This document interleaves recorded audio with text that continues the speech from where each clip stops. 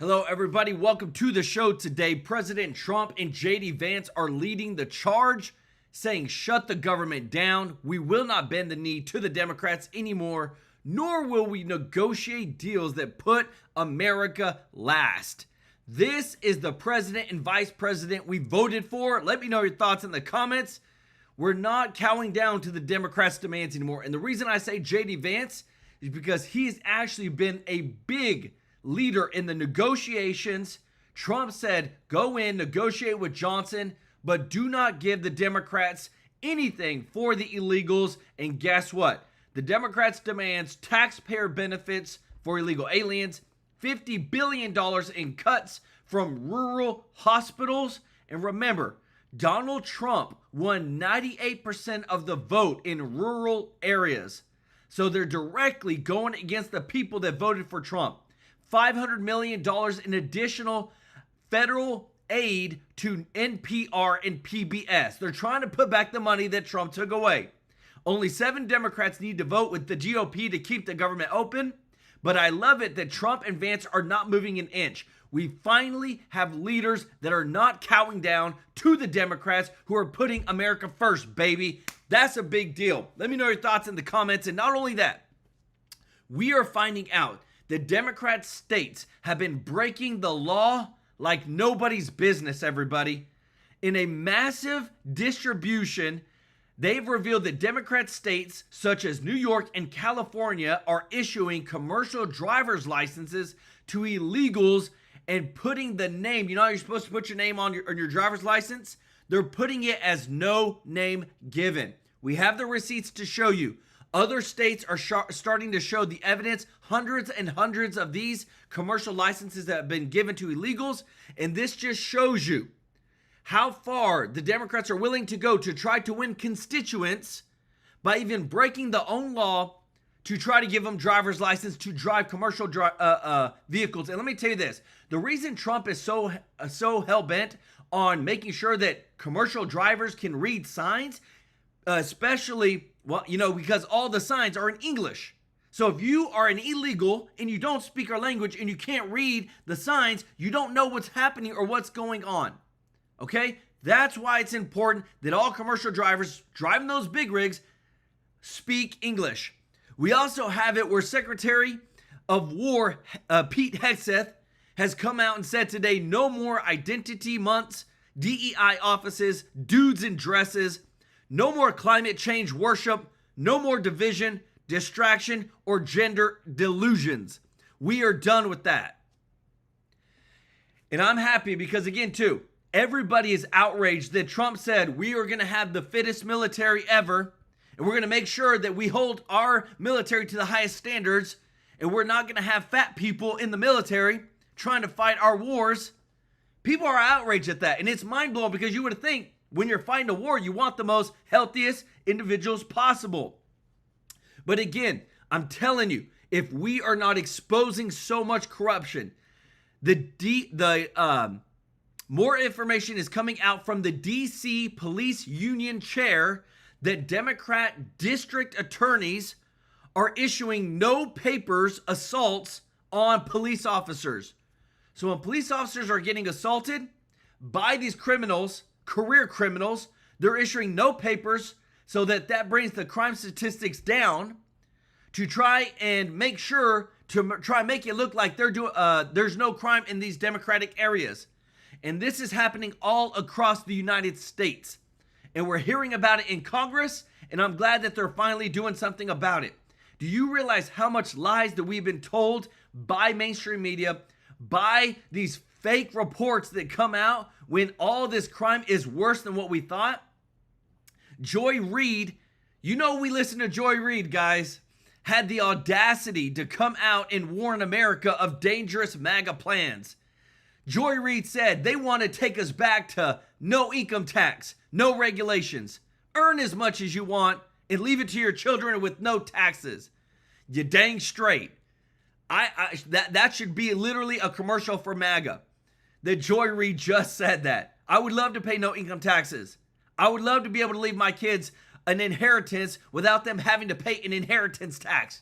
Are you kidding me? We get taxed like crazy in America. But this is where the Democrats are. They want you to live in a socialist, communistic society where the hard workers always have to pay in and the people that are lazy, which is, and we find out that most of them don't even pay taxes. They want all the hard workers to pay for everything, and we're done with it. And we've got a new cherry on top for you today, guys. So much breaking news. YouTube has agreed to pay $24.5 million to President Donald Trump to settle the lawsuit for suspending President Trump's account in 2021. Is that just awesome? Guys, we want justice, free speech. We didn't do anything wrong. You shouldn't be punished. And that's what we're seeing now. We got a big show for you today, guys. I want to say thank you to everybody who's watching, to all of our subscribers, all of our viewers. We are so excited. I want to say thank you to all of our members of the channel, to those that have given memberships, super chats. We're so grateful. If you're not subscribed, please consider joining our family, hitting that subscribe button so that we can take care of you every day with the top news. And don't forget to give some special love to Elaine Demeen, OG of the channel, as well as T Heavy Guy for gifting 10 TrueLife News memberships. If you got a free membership from T Heavy Guy, show him some love in the chat. And if you don't mind doing us a huge favor of hitting the thumbs up like button, this really helps out our channel so much. It grows our voice.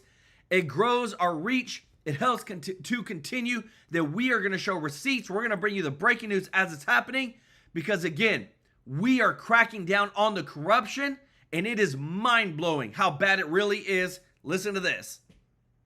Been defunded, ICE operations attacked, and Democrats keep telling their mentally ill base to fight like hell. Kamala says the left hasn't been tough enough. At a time such as this, it demands one thing for sure. We must fight fire with fire. Charlie Kirk was just shot dead with a catch this fascist bullet. Now Newsom's calling Stephen Miller a fascist. Randy from the teachers union says liberals aren't calling enough people fascist. What's clear to me is that people don't know what fascism is. They don't know what authoritarian is. So what they see is they think we're just being, or people, when they use a term, are just being political. If keeping the streets safe is fascism, we'd love for Democrats to act a little more like fascists. This really is just about common sense. Fetterman's the only Democrat with it. If you want a Democrat that's going to call people Nazis or fascists or all these kinds of things, well, I'm not going to be that guy. We have an opportunity to come together and make the country beautiful. Big, beautiful parks, big, beautiful streets, and a border so quiet you can hear the whisper of a tumbleweed. But these selfish politicians would rather keep the streets dangerous than have Trump get the credit. When he sends the guard in, you've already lost. The point is to do it yourselves so that we don't have to. And when you complain that we're doing the job that you refuse to do, you look lazy, you look stupid, and you look deranged. They think Trump's going to use the National Guard to stop the midterm elections. That's the new one. The way things are going, Trump won't need to. No one is going to vote for them. Trump's flipping a coin. And I'll tell you this, y'all. The reason that we are ending all of this insanity is what you're seeing right on the screen. People are fed up with this. Let me know your thoughts in the comments because I'm fed up with it too. Alex Dickey had 39 arrests, 25 felonies, and yet he was walking free until he brutally killed Logan Frederico inside her home. Now you tell me, where's the justice in this? Where are the Democrats with this situation? And this is not the only one. When you have career criminals, when you have people 39 arrests, 25 felonies, people are fed up with it. People want change. Innocent lives are being lost because the Democrats will not hold people accountable, and they keep saying, and they keep having these soft on crime policies. And not only that, right here, so we've been hearing about this superintendent, Ian Roberts, who was a registered Democrat in Maryland since 2012, voted in all the elections before he moved to Iowa. Now Republicans are demanding an immediate voter roll audit of Maryland because he's an illegal alien who became a superintendent over schools, guys, who literally voted in elections, who was a registered Democrat. How many more people are out there?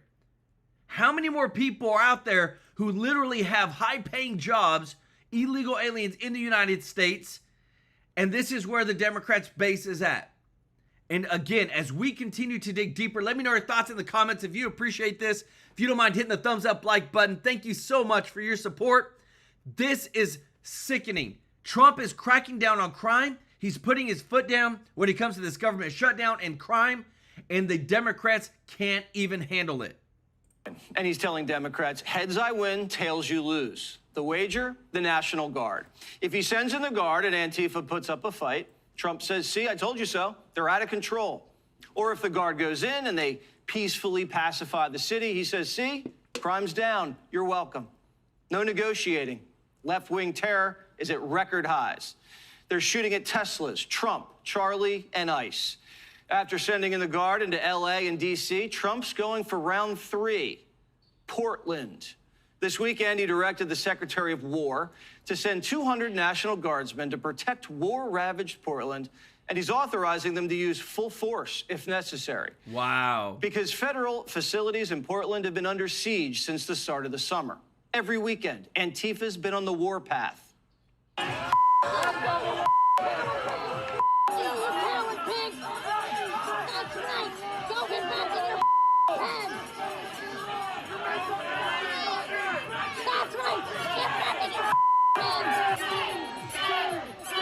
So sad. Antifa's tried everything. Arson, battering rams. They've barricaded the buildings, thrown smoke grenades, blinding officers with lasers, assault and battery. They've even slashed the building's fiber optics.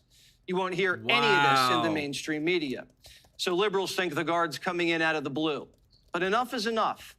The governor, Tina Kotek, hasn't done a thing about it. This has been going on for months. Tina, who has armed security around the clock, says she can take her wife out on a date and it's no problemo. Wow. Portland is not war-ravaged. There's no insurrection. There's no threat to national security, and there's no need for military troops. I thought I would take to the streets myself right here in downtown Portland. I'm standing just blocks away from the waterfront, overlooking the beautiful Willamette River. Portland City Hall, the federal courthouse, and dozens of shops and restaurants here in the central city. I can show you one. Don't you love it that they always say this and do this, and these are the same people that have literally security agents? You know that? Get a gun and kill them. This type of violence is literally I don't know. I don't see it. And it's not come across my feed, because if it's coming from the Republican side or the right about people being this violent, I would show you and I would call it out. But this seems like it always is perpetuated from one side to the people who are just trying to do their jobs of making sure that who is in America, we know who's in America. This is disgusting. But this is what's coming from the left. Barbara Gardner, thank you so much for the super chat. Let's go. Said, thank you, Joel, for educating America. Thank you so much, Barbara. Y'all show Barbara some love in the chat for her super chat. We appreciate you so much, Barbara.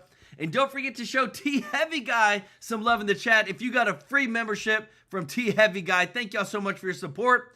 It is mind-blowing what we are exposing to you today, how far the left is going with violence and how much they're trying to defend it.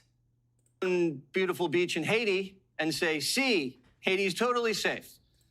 In the last 4 years, homicides have doubled. Aggravated assaults up. Arson up. Tina does not have Portland under control. Look at this scene. Does this look like a safe place to grab a bite to eat? Or did you just lose your appetite? Another Democrat says, maybe not dinner.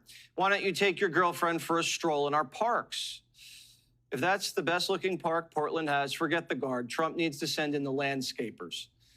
Not a great place for a picnic. You might get pricked by a syringe. Wow. Like, bro, everybody's targeting me on the side that's weak. Stop being a loser. Great dinner in New York City tonight.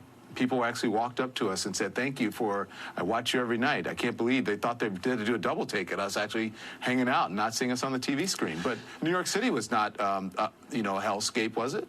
I mean, that one guy who ran by with the machete who tried to guess. No, of course it isn't. No dinners, no picnic in the park. You might have to eat in, but the Taco Bell delivery guy is going to be late because he made a pit stop to flip off ice. Wow. Go, go, go!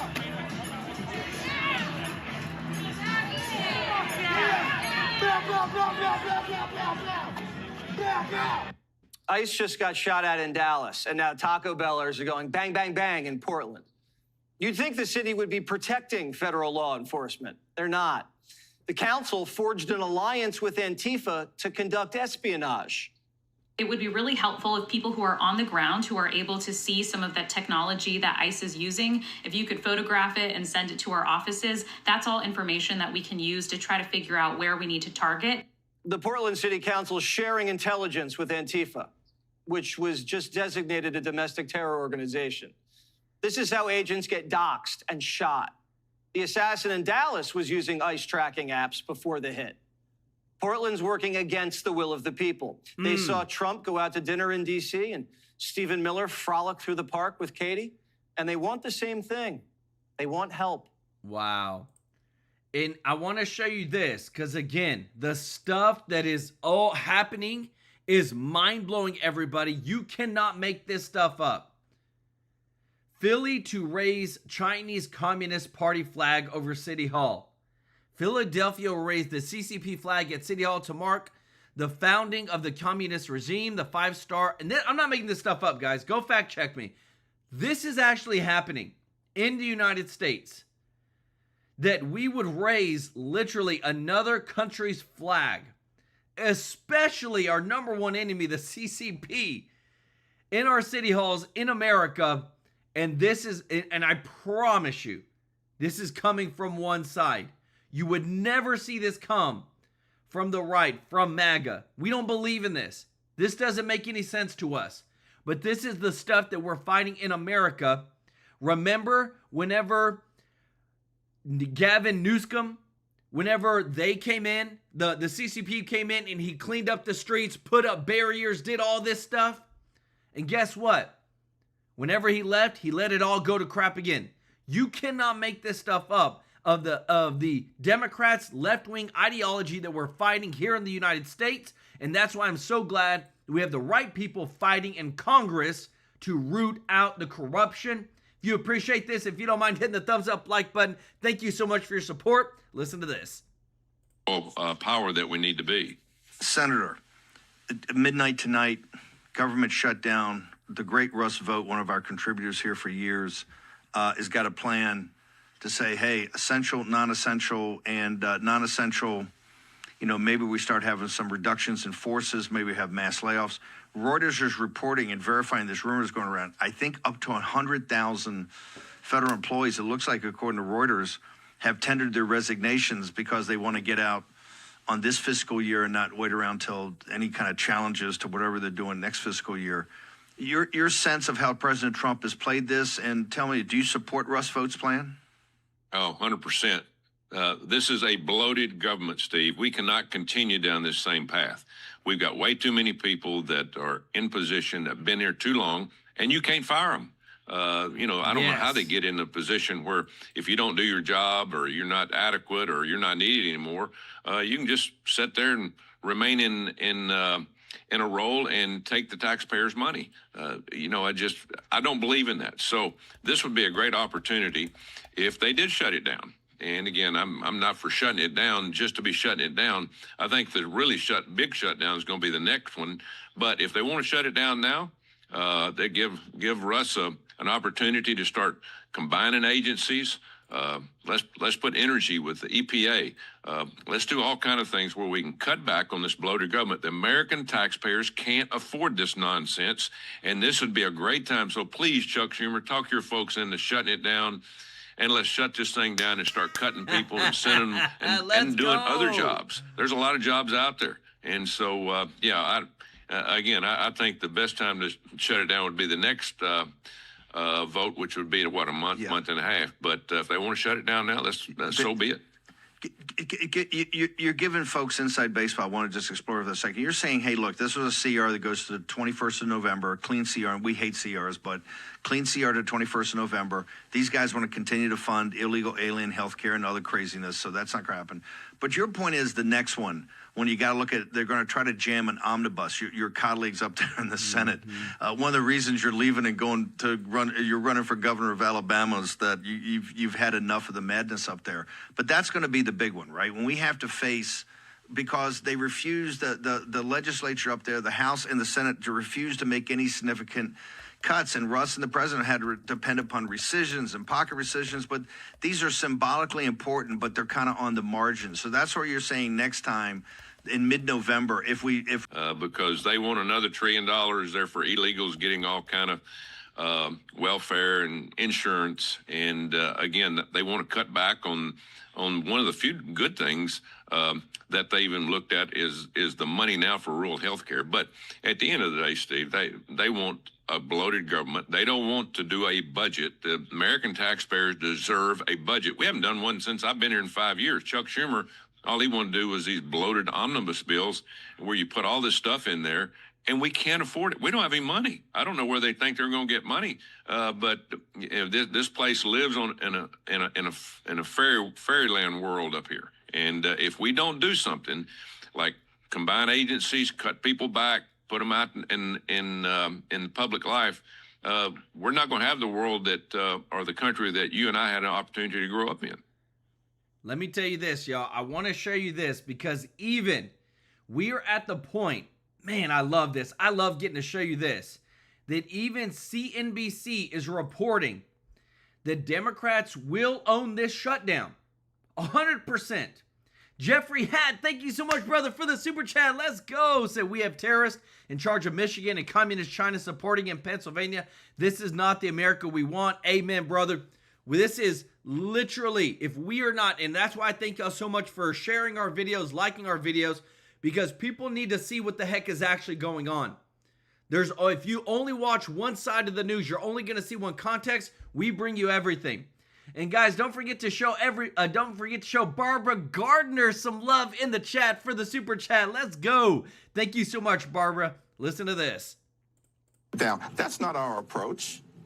But Republicans control the House, the Senate, and the presidency. If the government shuts down, it's their decision to do it. But this is the continuing resolution, and it's going to happen. All these things that you want to do, there's no way any of them are going to be negotiated by the time this happens. And if you shut down the government, you last time, Democrats point out, you lose FEMA, you lose troop pay, you lose all these different things that are so important to Democrats when they're on the other side of this. If you're not going to get all these other things settled, you need to do the CR to get the government funded and then return to this and do it in the normal course of business for Congress. Now, that's not our approach. You see that? I'm telling you, things are moving around. Things are changing. I love it. Let me know your thoughts in the comments. This is big, big stuff. No, you're not going over the productivity. Before I let you go, there's some discussion that Paul Feinbaum, the amazing football analyst down in Alabama that now is a national figure, is on ESPN. He has said that the Charlie Kirk assassination has moved him so much in the response of the country, and particularly the memorial service, he's actually thinking of getting in and running for the United States Senate. Your thoughts, sir? Yeah, it would be my seat, and we've had 2 or 3 people already running. Qualifying ends at the end of January, so he's got time to get in. Then it's a 5-month race till May where you have the primary. I've known Paul a long time, and Paul is just a commentator that created a division between fans on both sides of whatever teams he wanted to talk about that day on the radio or TV, and he had a dialogue. I'm going to tell you, Paul's smart. He loves the country. Again, been a friend of mine for a long time. I have not talked with him about it. I did an interview with him about 30 minutes about 2 months ago, face to face, and it went well. But, you know, I tell you, he's got 100% name ID in Alabama, and he'd have a lot of big people behind him. He would be a force in the race if he decided to get into it. But, again, I'm for people that comes up here that don't want to be in politics. They want to come up and help. Yes. And so I don't support any of them. There's no reason for me to get involved. But Paul's a good guy, a good friend. Let me tell you this, y'all. As much as we are exposing, this is insane. Thank you so much, B1 Sly One, for the super chats. At buffering or audio issues, refresh stream or relaunch on YouTube. Thank you so much. We're not having any issues on our side. Please let me know if you're having issues on your side. I'm seeing like a less than 1% on dropped frame. Oh, there is dropped frames. We'll see what the heck is going on to fix this. But right now, again, we don't know what could be happening. A lot of stuff is happening in Congress. A lot of stuff is being exposed, y'all. And I'm telling you, what you're about to see next, the amount of crime that's been covered up that we are now calling out in Congress. That's where when these people are subpoenaed, they get indicted, because just like James Comey is now indicted for lying to Congress, potentially up to 5 years in jail, this is where we hold people accountable and everybody can see what's going on. Listen to this. Thanks to all the witnesses for being here. Ms. Cook, I want to say thank you especially to you. Thank you for being here. Thank you for telling your story.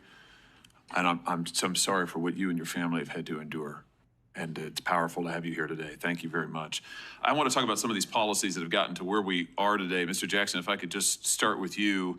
You were deputy director in the Biden White House for gun violence and a special assistant to the president. Is that correct? Yes, sir. You're also affiliated with the Community Justice Action Fund. Is that correct? Yes, I'm also a survivor of gun violence. You were their executive director. When was that, the Community Justice Action Fund? 2021 to 2023. And you're affiliated with them now? Yes, as executive advisor. Okay. The Community Justice Action Fund is, do you disclose your donors? Yes. All of the donors are public? Yes. You're funded by the Tides Advocacy Group, among others? They're a fiscal sponsor. This is, right. They that would be handle a donor. our HR. Yeah. This is a George Soros funded group? No. He's one of the donors? No. He's a donor to the Tides Advocacy Group. Yeah, that's our fiscal sponsor. So they handle our HR, our back office, our operations. Great. Okay. Great. So in other words, I mean, we're one of 300 organizations. Right. That they run. You are a subset we of them. pay them to be a fiscal Well, sponsor. you are a subset of that organization, which he helps to fund, right? Okay. All right. Just wanted to get a level set here. So I want to ask you about some of the policies that you've advocated, because they're exactly what we see implemented in these blue cities, like defunding the police. No. Oh, indeed. That's not. We advocate for it. Wait, I haven't asked a question yet. We'll get to. I've got a lot of questions. Believe me, and I'll give you time. So let's talk about this report that you issued when you were executive director, a policymaker's playbook. And I'll ask you to enter it into the record, Mr. Chairman. Great. Without objection. Thank you. In this report, you advocate, and I quote now, defunding the police because the long-term goal is fundamentally to reimagine how the state serves its citizens in the project of public safety. You go on to say police departments traumatize residents through a destructive cycle of racist over-policing, and the answer is not to add any more money to police budgets. Wow. Talk to me about, why is it that denying policing to the most vulnerable communities is a solution? I know that's what the blue cities are doing, but why is that a good idea? Well, look, I in no way stand with defunding law enforcement. That's what your report says. Sheriff Mike Sheridan, who taught me how to drive when I was 16 years old. Wait. Your report, when your executive director said you wanted to defund the police, do you renounce this report? Mr. Jackson, do you renounce the report that you authored as executive director? Here it is. You're the second senator to bring up an op-ed This isn't an op-ed. This is your report, a policymaker's playbook to reduce gun violence without policing communities. Okay. Community justice.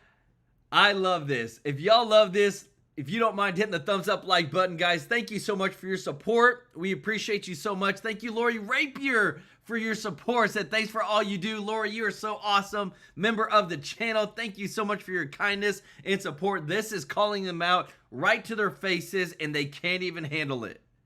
This Action Fund, copyright 2023, when you were executive director.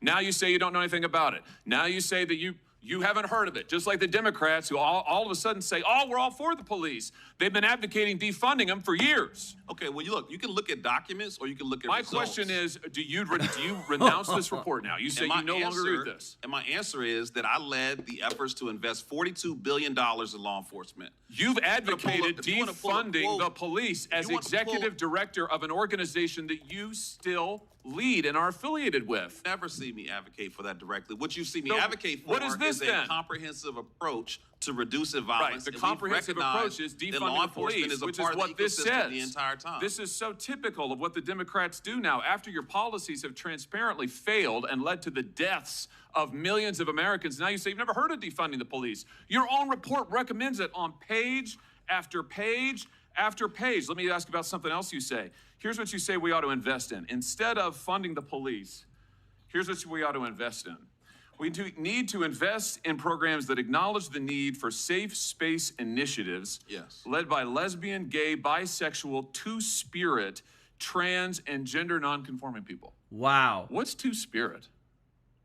Well, look, I don't know exactly. You guys are pulling some interesting quotes. This is from your report. If you look at the report, the focus is on investing in violence intervention, outreach workers. What is you say that you shouldn't invest in the police, but we ought to invest in two-spirit community programs that acknowledge two-spirit. Look, we are not going to discriminate what is that? We're not going to discriminate against any nonprofit that what wants is to help us prevent violence in our community. What is two-spirit? You say don't fund the police, but do fund programs that create safe spaces for two-spirit people. What is? I just want to know. I don't know what that is. I have no idea what that is. Well, I honestly, I'm not completely aware of the language or the spirit spirit of how that was written. But what I'm telling you is that what is a two-spirit individual? I mean, really, this is your policymaker's playbook. Isn't this hilarious that this person who is the author of this book, who's now testifying before Congress, will not even acknowledge or testify as to what their actual report said?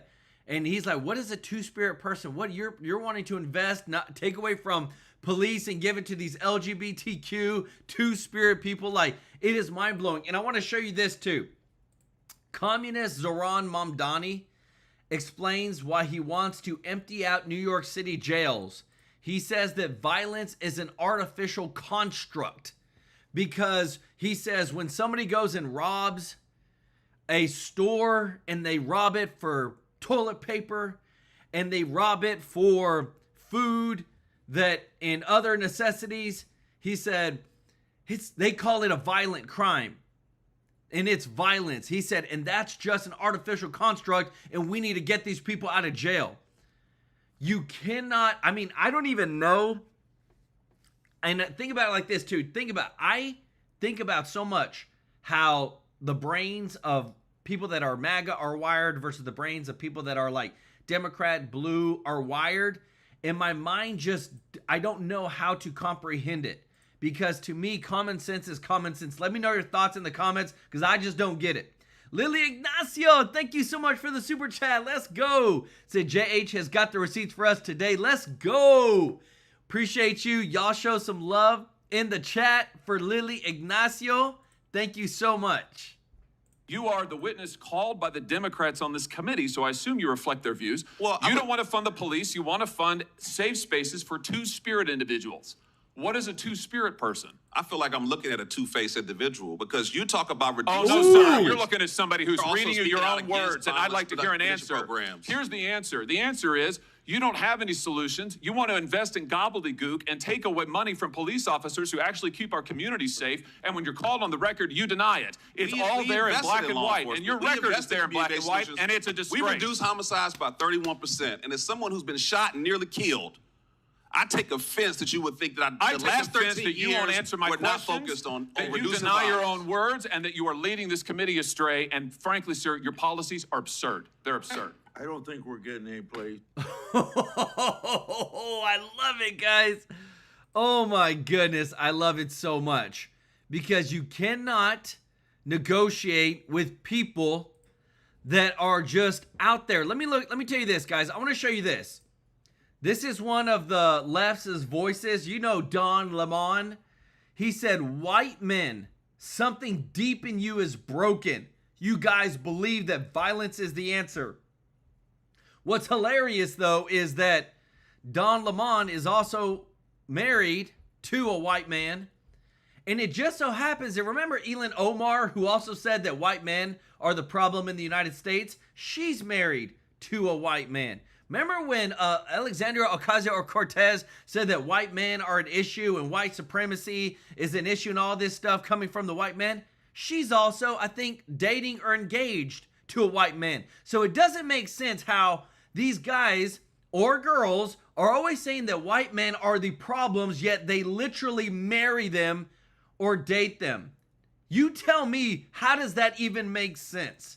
You would think that they would date somebody that was black or somebody that's Latino, Mexican.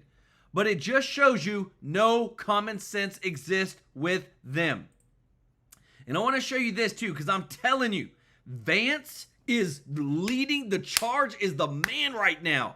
JD Vance, I believe our next president is going to make some things happen. Listen to this. Well, good afternoon, everybody. We just had a very frank conversation with the Senate and House Democratic leadership. Look, the principle at stake here is very simple. We have disagreements about tax policy, but you don't shut the government down. We have disagreements about health care policy, but you don't shut the government down. You don't use your policy disagreements as leverage to not pay our troops, to not have essential services of government actually function. You don't say the fact that you disagree about a particular tax provision is an excuse for shutting down the people's government and all the essential services that come along with it.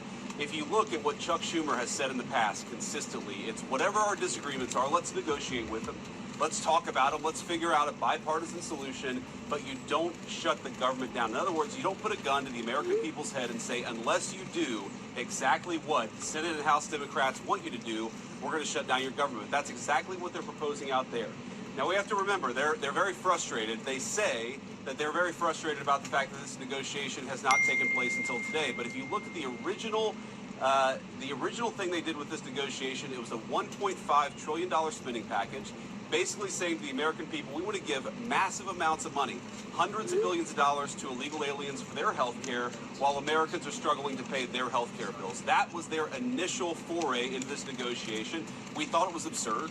We told them it was absurd, and now they come in here saying that if you don't give us everything that we want, we're going to shut down the government. We think that's preposterous. We think it's totally unacceptable, and we think the American people are going to suffer because these guys won't do the right thing. Now, I want to make one final point here. You will hear a lot from Senate Democrats, from House Democrats about the fact that American health care policy is broken.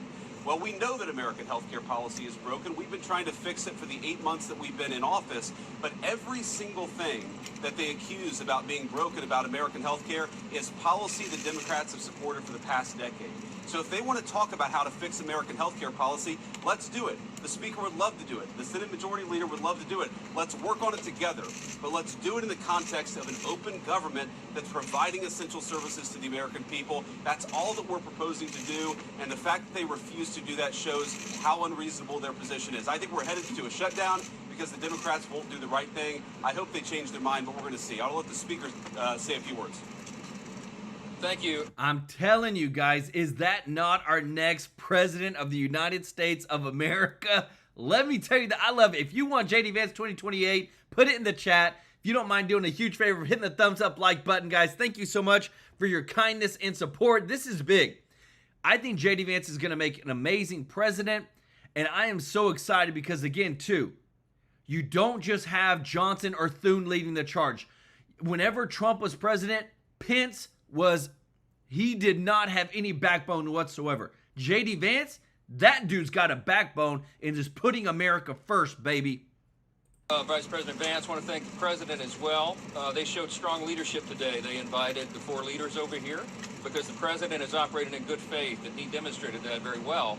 The problem is that Chuck Schumer and Leader Jeffries refuse to acknowledge the simple facts. Let's review what the simple facts are. As the Vice President was saying, this is the common sense thing to do. This is the right thing to do. This is the simple thing to do. By way of review, the House is getting back to the way the regular appropriations process is supposed to work. 12 separate appropriations bills passed through the House Appropriations Committee, 3 off the floor. The Senate doing their work as well. All this in bipartisan fashion, by the way. They passed 3 bills in the Senate. Those bills don't match up exactly. So for the first time in years, since 2019, You have a conference committee that is being constituted between the House and the Senate. This is the way a bill becomes a law. They work out the differences. All this is happening in bipartisan fashion. The problem is we run out of clock. September 30th is the end of the fiscal year, so we need a little more time. So what we did in the Republican majority is the right, responsible, simple thing. A clean, continuing resolution, a short-term, nonpartisan continuing resolution. It's only 24 pages in length. Leader Thune has a copy if you want to see the exhibit. There's nothing partisan in here. No policy writers, none of our big party preferences, because we want to do the right thing by the American people and allow more time for negotiation. Now, there's a reason that Chuck Schumer and Hakeem Jeffries have come out here, stomped the feet, saying that they can't go along with this. They're trying to bring in extraneous issues. They issued a counter proposal. You should go take a look at what they requested. $1.5 trillion in new spending that is unrelated to the ongoing appropriations process. They wanted to, as you said, restore taxpayer-funded benefits, okay? Hard-working taxpayers in America. They want to take your funds and give that for benefits to illegal aliens. They want to restore that because we got rid of it. They want to prop up left-leaning media outlets. $500 million they threw in on top of that.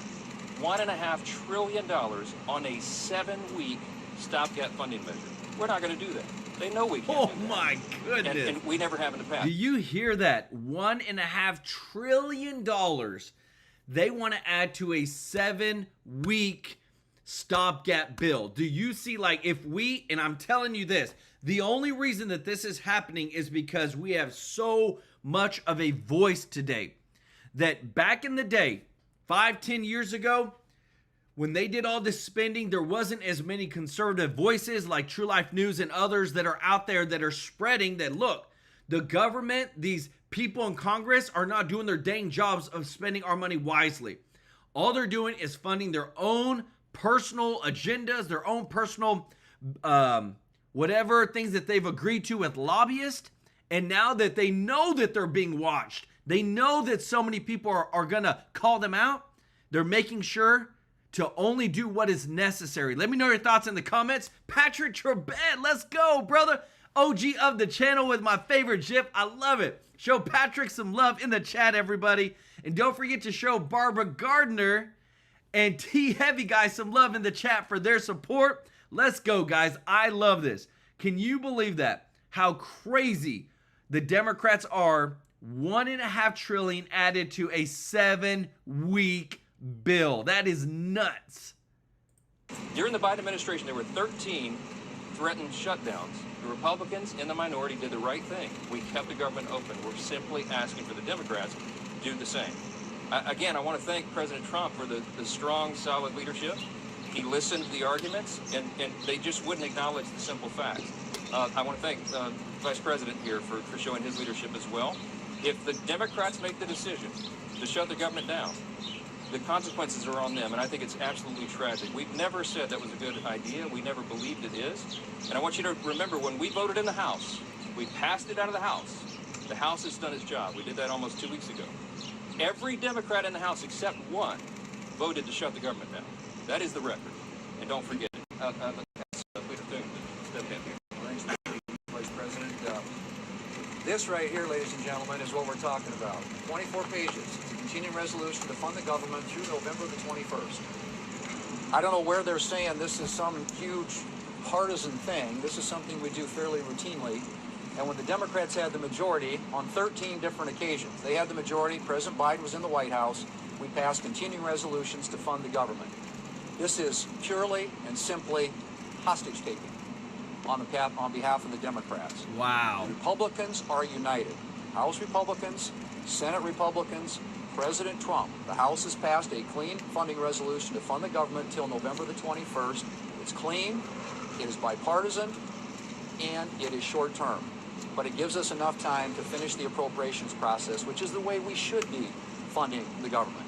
So Republicans in the House, Senate, President United, they've passed the bill. This is sitting right now at the Senate desk. We could pick it up and pass it tonight. We could pick it up and pass it tomorrow before the government shuts down. And then we don't have a government shutdown. It is totally up to the Democrats, because right now they are the only thing standing between the American people and the government shutting down. And I want to show you this too, because remember, we are limiting the size of government like never before. Today marks the day that people, and remember how Trump told them, hey, you can have a 8-month severance. We'll pay you for 8 months severance. And that means you can go and work another job and be still getting paid by the government for 8 months and go be getting paid by your new job. Today marks the day that the largest formal mass federal resignation in U.S. history today of over 100,000 workers. That in total, the average worker at the federal government makes $90,000 a year. That is rounded numbers, $108 billion a year that is now not being spent by the taxpayer for these federal workers. Over 10 years, $1.2 trillion. You want to talk about a bloated government? Right here. What is Trump doing? Making the government smaller. Putting America first. Stop wasting so much dang money. In favor of funding the government. And this is something that's been done routinely 13 different times by the Democrats when they had the majority. So to me, it's purely a hostage-taking exercise on the part of the Democrats. We are willing to sit down and work with them on some of the issues they want to talk about, whether it's an extension of premium tax credits with reforms. We're happy to have that conversation. But as of right now, this is a hijacking of the American people, and it's the American people who are going to pay the price. Can you respond to President? You want to say a few words? Sure. We want to keep this government open. It is not good for the American people to have the government shut down for any period of time. We will manage it appropriately, but it is something that can all be avoided. It can all be avoided by accepting a reasonable position, which is what the House has passed and which sits at the Senate desk, which is to continue to fund the government with a short-term continuing resolution. It has never been a viewpoint that $1.5 trillion is a reasonable amount of spending to be included on a short-term CR. This is hostage-taking. It is not something that we are going to accept, and we hope that the Democrats come back to the brink, fund this government, and allow us to move forward. Thank you. Great. Mr. Vice President, so just to be clear, is there room for negotiation here with Democrats? And you mentioned you believe that we are headed toward a government shutdown. Is the federal government preparing to fire federal workers if the government does indeed shut down? Well, first of all, we have to keep essential services functioning as well as possible if the Democrats shut down the government, and Russ has been tasked with making sure that's possible. Now, you asked about negotiations. One of the things I admired about the president, but frankly the entire team's approach during the conversation we just had with Chuck Schumer and Hakeem Jeffries was, they have some crazy ideas. Giving taxpayer money to illegal aliens for health care, that's a crazy idea.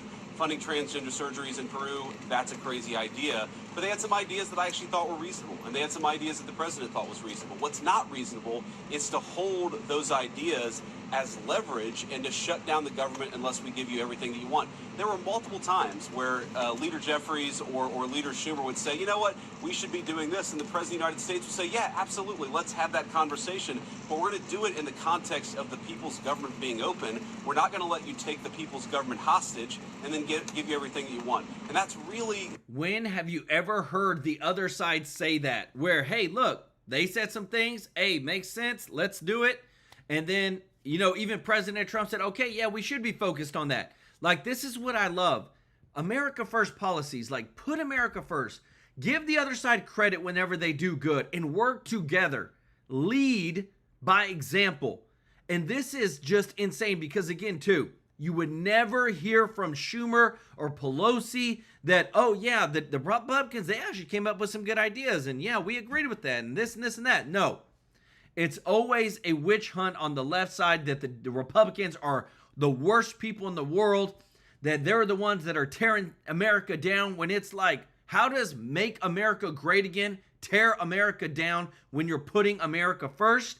If you appreciate what they're doing, guys, if you don't mind hitting the thumbs up like button, this is big, big stuff, and we're fighting for it. We're making sure that we show you exactly what's going on.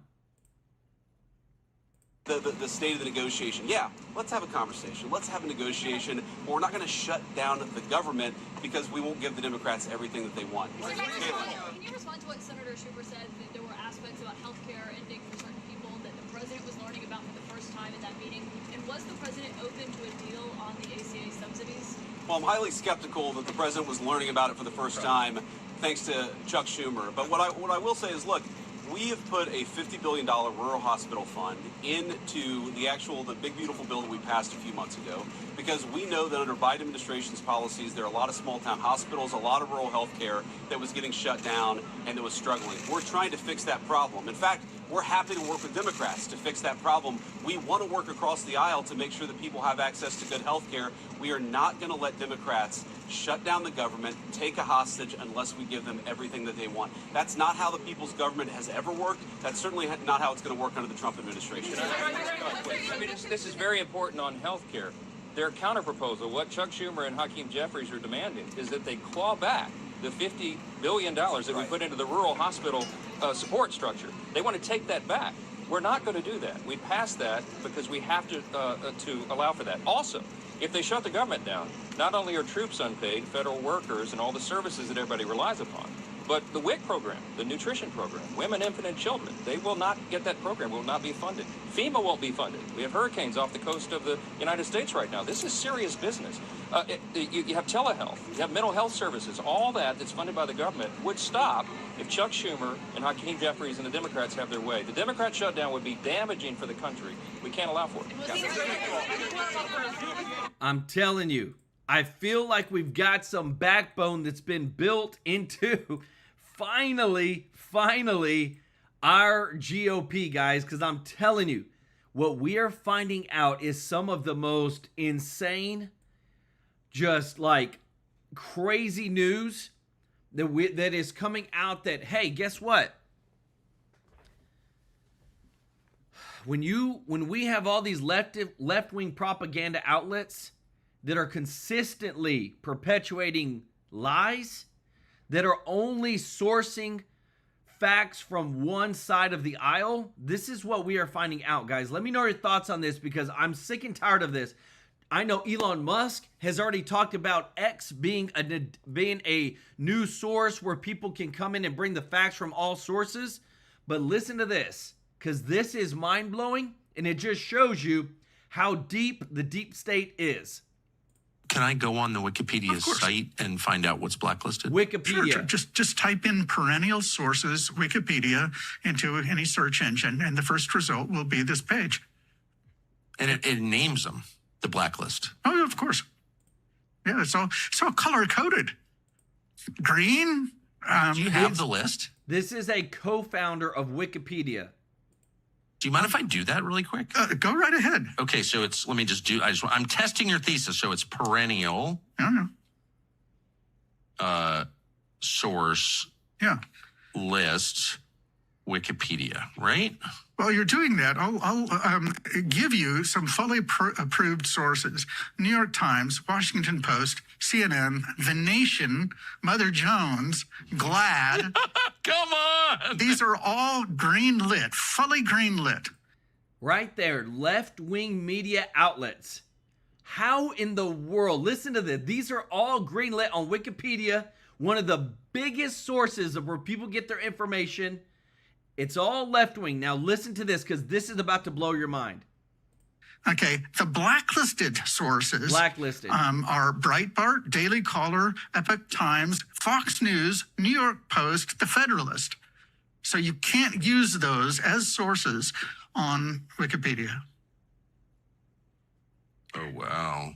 Well, they've got, of course. So is red, I'm looking at it now. Yes. Red means it's blacklisted. You cannot cite it as a source of facts. Maybe as a source of opinion, but generally that works out. Anti-Defamation League gets a green light. Only for some. Yes, if you're actually reporting about the Arab, Israeli conflict. Yes. Okay. You may not cite them. Interesting. So right there, I'm showing you the receipts, y'all. This is from the co-founder, Wikipedia co-founder, Larry Sanger, who literally walks you through the blacklisted sites are all right-leaning. And it's just mind-blowing, because even when this comes out, Marjorie Taylor Greene declares after backing massive petition to release the Epstein files, she's not suicidal. Like, everybody, this is how deep that we're fighting this fight and how deep it's getting. How many people have been blacklisted? I want you to see this because, again, too, the more that we expose this, the more that everybody can see how much it matters who we have in office and how much one side party has 100% weaponized the departments of the federal government against citizens. Listen to this. Welcome. Thanks, everybody, for coming today.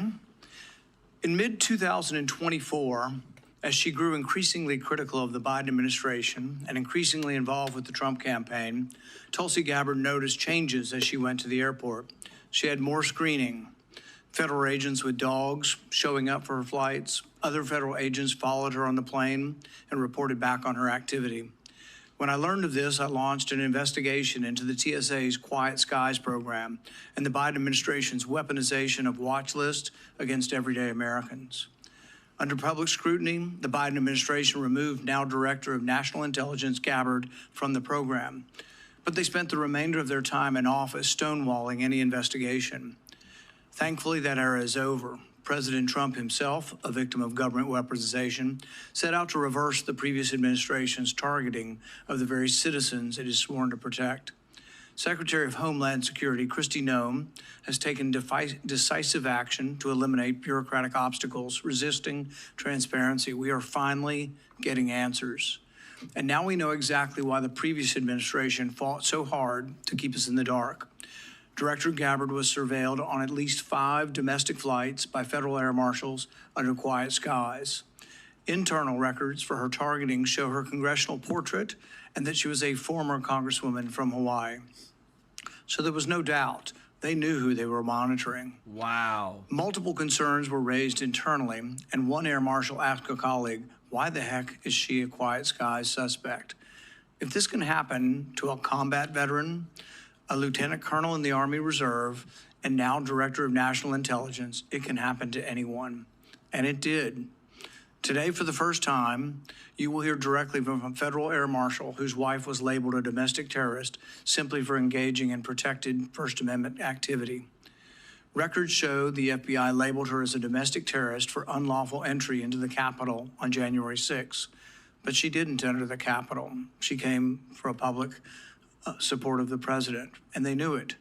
Her phone location data did not put her inside the Capitol. Facial recognition did not identify her inside. She had no criminal record and no history of extremist views.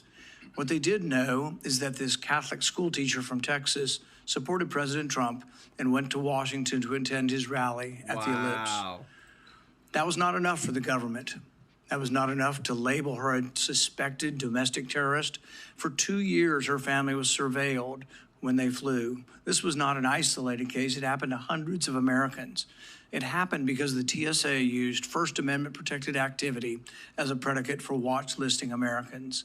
That's unconstitutional, of course. First Amendment activity cannot be the sole basis for watch listing someone, but sole basis is an important caveat, and it's an opening the TSA exploited. Today, we will release internal TSA records that reveal how the agency authorized First Amendment activity to be used to justify the surveillance of Americans with no evidence and no recourse. Using broad and vague authorities, TSA deemed hundreds of Americans as threats to national security simply for holding opposing political views. The federal government used its investigative authorities, anonymous tips, and university research institutions to build a flimsy case to put them on the watch list. They didn't just coincidentally watch list hundreds of people who attended the same Trump rally. They did it intentionally and obscured the process to create plausible deniability. And I want to show you this, because while they were focused on people that were literally just supporting Trump, I want to show you what was happening, and it has been happening in Democratic states like New York and California, who are issuing CDLs, commercial driver's licenses, to illegals as no name given. Look at this. Like, you cannot make this stuff up, everybody. Look at the top right, New York State. See, commercial driver's license, no name given. Look at the one below it, no given name. Like, and then the one below it, California, no given name. These are all different licenses being given to illegals with no given name. And this is like, you got to think, who does this? Who approves this? No photo, no, I mean, it's just mind-blowing, everybody. How much we have dealt with lawfare in this country against conservative voices or conservative people. If you appreciate this, if you don't mind hitting the thumbs up like button, thank you so much for your support. We're reporting this news, and I'm sitting here just thinking, like, how did we get to this stage where we're allowing illegals, not even putting their names, to drive commercial 18-wheeler, big rigs like that, can't even speak English? And now you're hearing about the weaponization of what they called it, the Quiet Skies program. Let me know your thoughts in the comments, and thank you so much for your support with our channel. Example, documents obtained in my investigation reveal that TSA relied on data collected by the George Washington University Project on Extremism. Consider this. First, DHS funds the Project on Extremism, an external partner not bound by the same laws and regulations as federal agencies. Then, the Project on Extremism identifies supposed domestic threats by meticulously tracking January 6 defendants. DHS then uses the Project on Extremism reporting as evidence, sometimes the only evidence for putting someone on a watch list. But the abuses weren't limited to January 6th. The TSA also viewed skeptics of COVID mandates as threats. Simply removing a mask on an aircraft got 12 Americans watch listed. Wow. Records also show 3 current members of Congress, all Republicans, were included in the companion Silent Partner program, either as a sitting member or while seeking elected office. A cursory review would have revealed them to be either a member of Congress or decorated active or former U.S. military members. In fact, they were surveilled likely for activities that were official duties during their time in the military or in Congress. All of this was wrong, and I'm glad that these abuses are beginning to be exposed. I commend Secretary Noem for ending Quiet Skies, but our work is not done. We must make sure that this program does not come back under another name. Every official who directed or approved surveillance of Americans for protected speech must be removed from office. Full transparency must become the rule, rather than requiring a year of investigation. The result will be a process that respects the Constitution, ends real-life shadow bans against Americans, and gives all of us the assurance that our government is focused on protecting us, not on chasing political ghosts.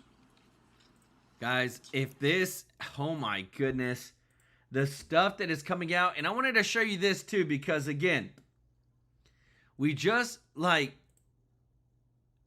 are focused on the wrong thing.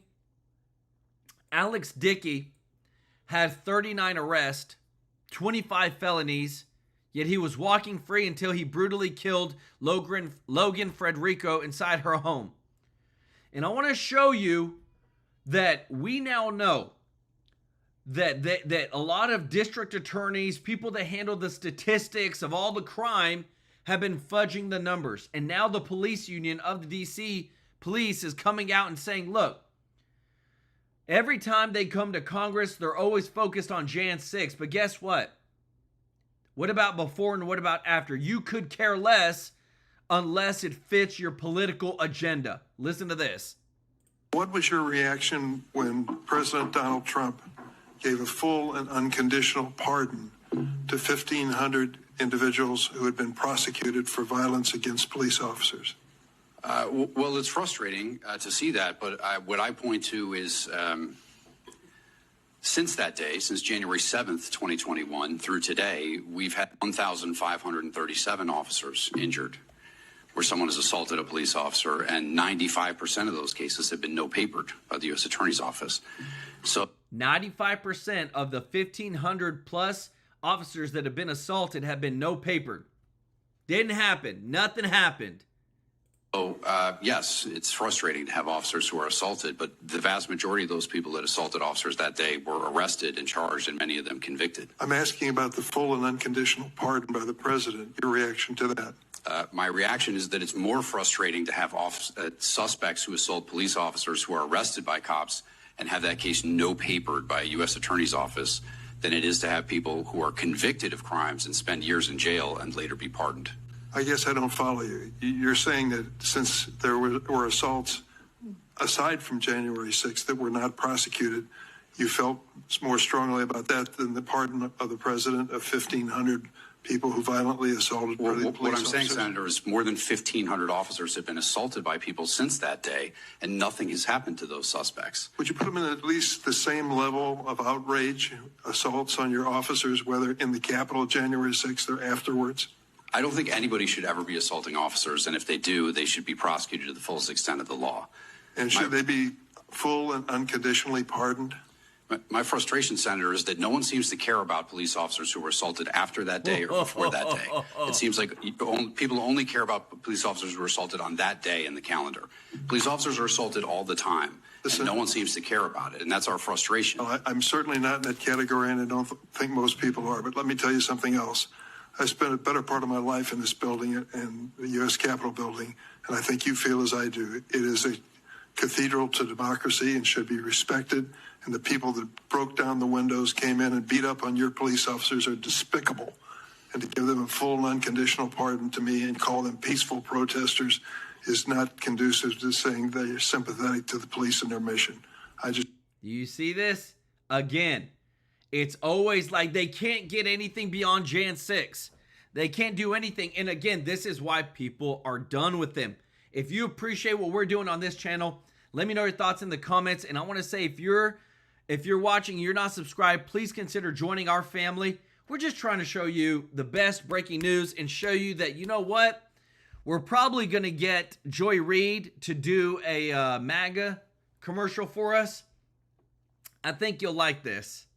Is that if you go back before... Oh, it's got music. Sorry, y'all. She says they want to take us back to no income tax, no regulations, earn as much as you want, and leave it to your children with no taxes. You cannot make this stuff up, y'all. How great would that be? How great would it be to actually keep what you earn and not have to give it to a dang congressman who spends it on other countries? Man, this is big stuff. A lot of stuff is going on. We're going to keep you up to date with what's happening with the government shutdown and whatnot, because a lot of things, again, it's on the Democrats. They're only trying to pass a 7-week bill. And with that 7-week bill, they're going to come back again to try to make sure to fund the government. And we need to make sure we only the necessities, no more. Save money, pay down the debt, give Americans back their taxpayer dollars. Let me know your thoughts in the comments. Want to say, if you don't mind doing us a huge favor of hitting the thumbs up like button. Want to say thank you so much to everybody that shares our videos, likes our videos. We're truly thankful for your support. We are so excited about where TrueLife News is going. Everybody in the chat, we got the best chat in YouTube. I love it. And we keep it clean. No cussing, no personal attacks. And I just want to give some special love to those that have given today. Our brother T Heavy Guy. Thank you so much, brother, for gifting 10 TrueLife News memberships. Barbara Gardner for giving a super chat. Show Barbara some love in the chat. OG of the channel, Jeffrey Hat, B1 Sly One. Thank y'all so much. Lori Rapier, thank you so much for your support. Lily Ignacio. Patrick Trebet with the favorite GIF. I love it. Show them some love in the chat. Thank you again for liking our videos, sharing our videos. We are here to serve you every day with the top news. So much is going on, but we're going to be here for it. We love you and appreciate you, and we'll see you in the next one. Take care.